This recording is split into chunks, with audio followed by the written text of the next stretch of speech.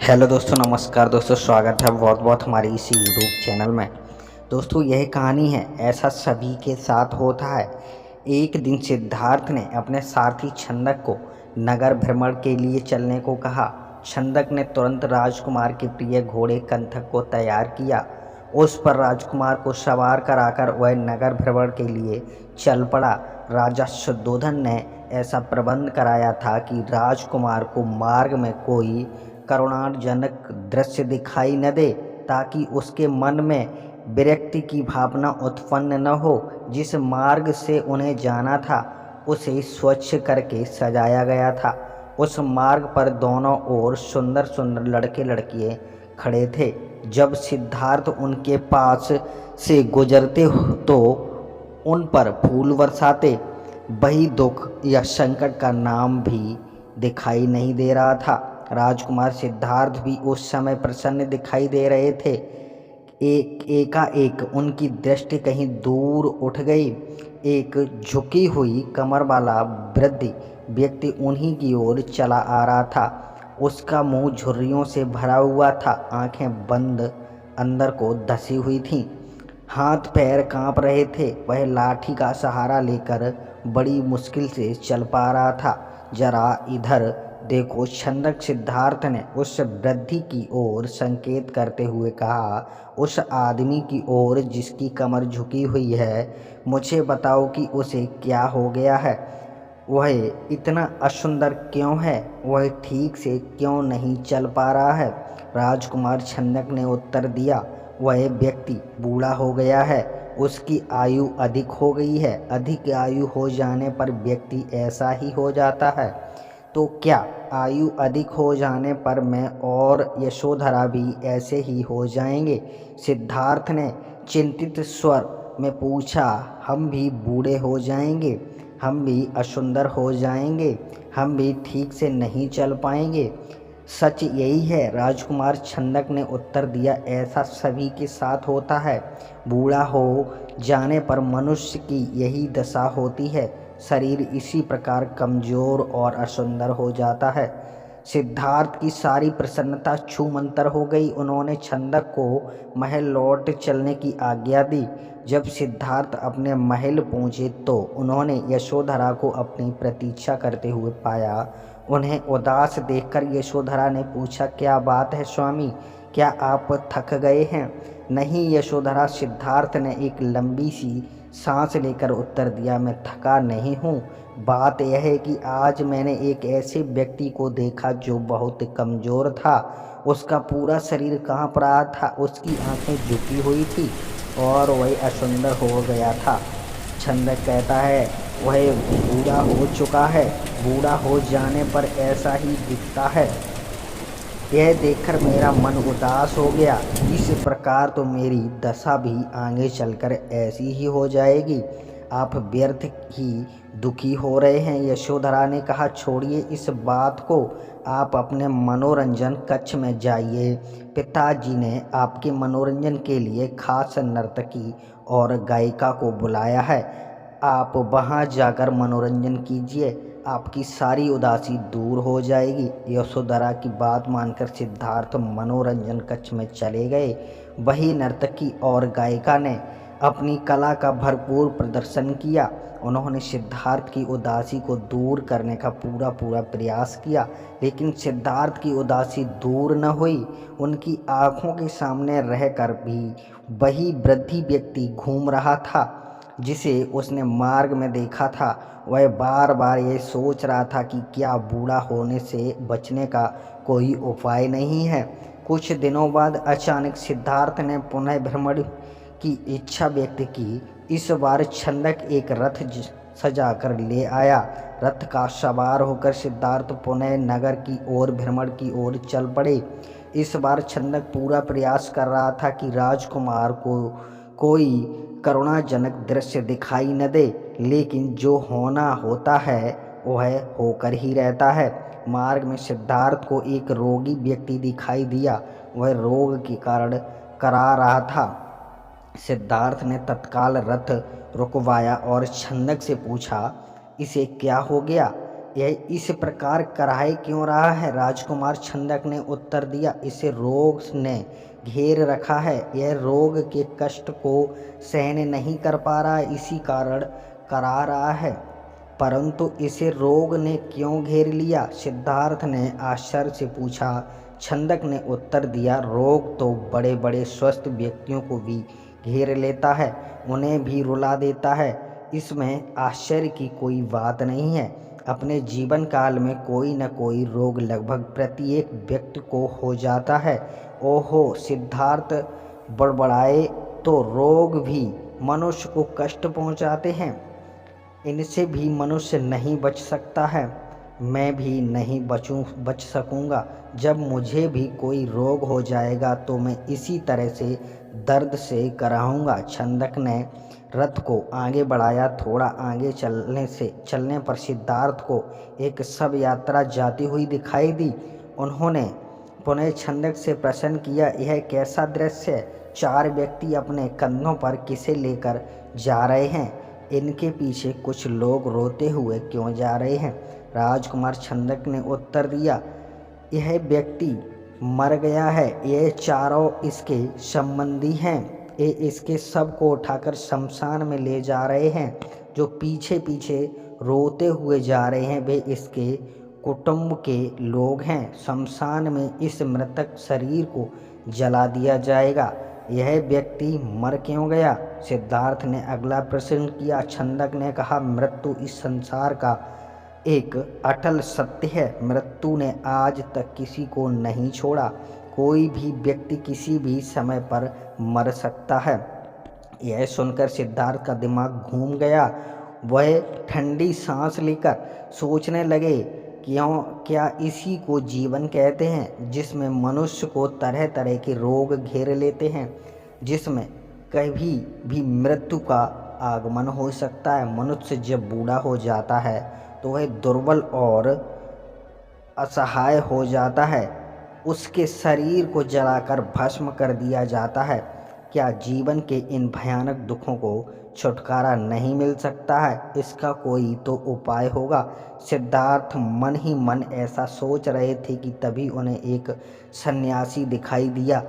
उसने भगवा वेश धारण कर रखा था। साधना और तपस्या के कारण उसका मुखमंडल चमक रहा था। उसके होंठ मुस्कुरा रहे थे। सिद्धार्थ को वह संसार का सबसे प्रसन्न व्यक्ति दिखाई दिया। उन्होंने पूछा, छंदक, यह स्वस्थ और तेजस्वी व्यक्ति कौन है? छंदक ने उत्तर दिया, एक सन्यासी है। इसने संसार के सभी सुख त्याग रखे हैं। इसने संयम द्वारा अपनी इंद्रियों को वश में कर रखा है। यह अपने ईश्वर की तपस्या साधना करता है, इसीलिए यह स्वस्थ, निरोग व सुंदर है। तपस्या के कारण ही इसका मुखमंडल चमक रहा है। सिद्धार्थ को जैसे अपने सभी प्रश्नों के उत्तर मिल गए हों। वह एकदम शांत हो गए। उस सन्यासी के दर्शन मात्र से ही उसके मन का सारा कलेश दूर हो गया। उसने मन ही मन सोचा, रोग, बुढ़ापा तथा जन्म मरण के कष्ट से छुटकारा पाने का उपाय संयम, त्याग का तथा तपस्या से है। जीवन का सार सत्य की खोज करना है। संसार के सभी सुख नकली हैं। मैं अब इन झूठे सुखों में नहीं फंसूंगा। उस तेजस्वी सन्यासी की तरह बनूंगा। रथ अपने पूरे वेग से दौड़ता रहा और उससे भी अधिक वेग से दौड़ता रहा। सिद्धार्थ का मन उससे बार बार उस सन्यासी का ध्यान आता था। उनके मन में विरक्ति की भावना बढ़ती ही जा रही थी। जब सिद्धार्थ राजमहल में लौटे तो उन्हें एक शुभ समाचार मिला। यशोधरा ने स्वस्थ व सुंदर पुत्र को जन्म दिया था। दास दासियों ने सिद्धार्थ को घेर लिया और उन्हें बधाइयाँ देने लगीं। उन्हें यह आशा थी कि सिद्धार्थ से उन्हें पुरस्कार मिलेगा, लेकिन सिद्धार्थ पर इस शुभ सूचना का कोई प्रभाव दिखाई नहीं दिया। चारों ओर हर्ष का सागर लहरा रहा था। पूरे ताजमहल में बधाइयों के स्वर गूंज रहे थे। वहाँ राजा शुद्धोधन व उनकी रानी प्रजाति तो प्रसन्नता से पागल हुई जा रही थी। वे बधाई देने वाले को मुँह मांगा पुरस्कार दे रहे थे। कपिलवस्तु में नए राजकुमार के जन्म लेने के उपलक्ष्य में नाच गाने व उत्सव होने लगे, लेकिन सिद्धार्थ को उनसे कोई रुचि नहीं थी। वह उदास अपने भवन में घूम रहे थे। उनके मन में संघर्ष चल रहा था। वे किसी भी उत्सव में सम्मिलित नहीं हुए। अपने नवजात पुत्र से भी मिलकर सिद्धार्थ को प्रसन्नता न हुई। उनका मन सब कुछ त्याग कर शांति व सत्य की खोज करना चाहता था। एक रात आषाढ़ की पूर्णिमा का चंद्रमा पृथ्वी पर अपनी शीतल चांदनी बिखेर रहा था। राजभवन से यशोधरा अपने पुत्र को छाती से लिपटाए सुख की निद्रा से सो रही थी। दासियां भी अपना कार्य समाप्त करके गहरी निद्रा का आनंद ले रही थीं। सिद्धार्थ अपने बिस्तर में एकाएक उठ खड़े हुए और भवन से बाहर चले गए। भवन से बाहर निकलकर वह सहसा ठिठके।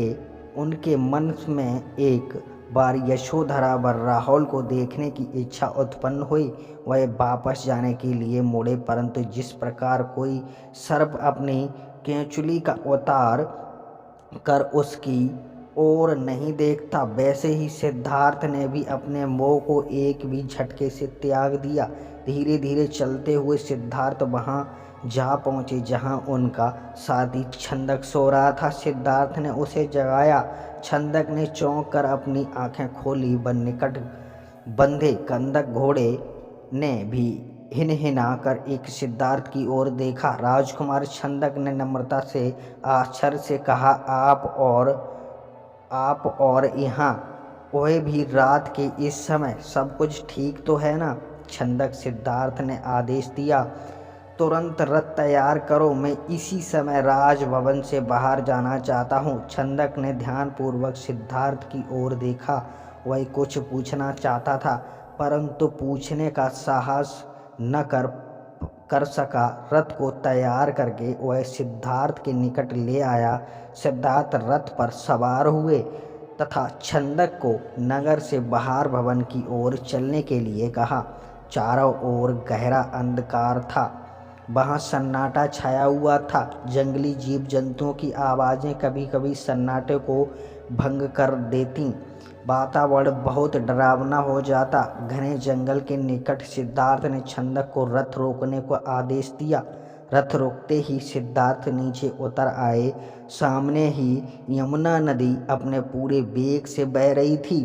उस समय वे अनप्रिय नामक स्थान के निकट खड़े थे। सिद्धार्थ ने अपनी राजसी वेशभूषा उतार दी, साथ ही उन्होंने एक एक करके अपने आभूषण भी उतार दिए। अपने वस्त्र व आभूषण उन्होंने छंदक को दे दिए तथा लौट जाने का आदेश दिया। छंदक सिद्धार्थ के पैरों में गिरकर फूट फूट कर रोने लगा। वहाँ हाथ जोड़कर कहने लगा, यह आप क्या कर रहे हैं राजकुमार?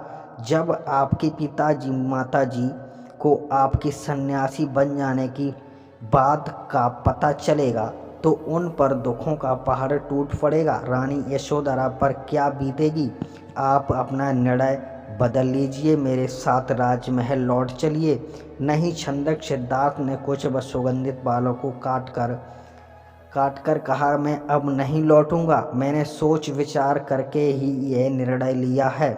मैं सत्य व ज्ञान का मार्ग खोजना चाहता हूँ जिससे मानव शांति पा सके। तुम आंसू पोंछ लो और राजभवन लौट जाओ। छंदक को सिद्धार्थ की आज्ञा का पालन करना पड़ा। उसने सिद्धार्थ के चरण स्पर्श किए, उनके कीमती वस्त्रों का आभूषणों को रथ में रखा और कपिलवस्तु की ओर चल पड़ा। जिस समय छंदक राजभवन में लौटा, सुबह का प्रकाश चारों ओर फैल चुका था। राजा शुद्धोधन बाग में भ्रमण कर रहे थे। जब उन्होंने सिद्धार्थ का खाली रथ देखा तो उनके माथे पर बल पड़ गए। उन्होंने क्रोध में छंदक की ओर देखा और पूछा, तुम बिना बताए सिद्धार्थ को कहाँ ले गए थे? वह इस समय कहाँ है? छंदक ने रोते हुए वह पूरी बात बता दी। फिर रथ से सिद्धार्थ के कीमती वस्त्र व आभूषण लाकर उन्हें सौंप दिए। शुद्धोधन उन वस्त्र आभूषण को छाती से लिपटाकर फूट फूट कर रोने लगे। उन्होंने कहा, विद्वान पंडितों व ज्योतिषियों की भविष्यवाणी आज सच हो गई। मेरा बेटा संसार के सभी सुखों को ठुकरा कर सन्यासी बनने चला गया। रानी प्रजाति को जब इस बात की सूचना मिली तो वह पछाड़ खाकर गिर पड़ी। जब यशोधरा को पता चला तो वह भी इस बात को सहन न कर सकी। वह विलाप करने लगी, हे स्वामी, तुम बिना कहे ही घर छोड़कर चले गए। मुझसे कम से कम एक बार मिल तो लेते। क्या मैं इस योग्य भी नहीं थी? क्या मुझे अपने छोटे से पुत्र का भी धन नहीं आया? कम से कम उससे तो मिलकर जाते। इसके बाद यशोधरा ने भी राजसी वेशभूषा उतार फेंकी। केवल सुहाग चिन्हों को छोड़कर उसने सभी आभूषणों का त्याग कर दिया। वह साधारण भोजन करती तथा पृथ्वी पर सोती।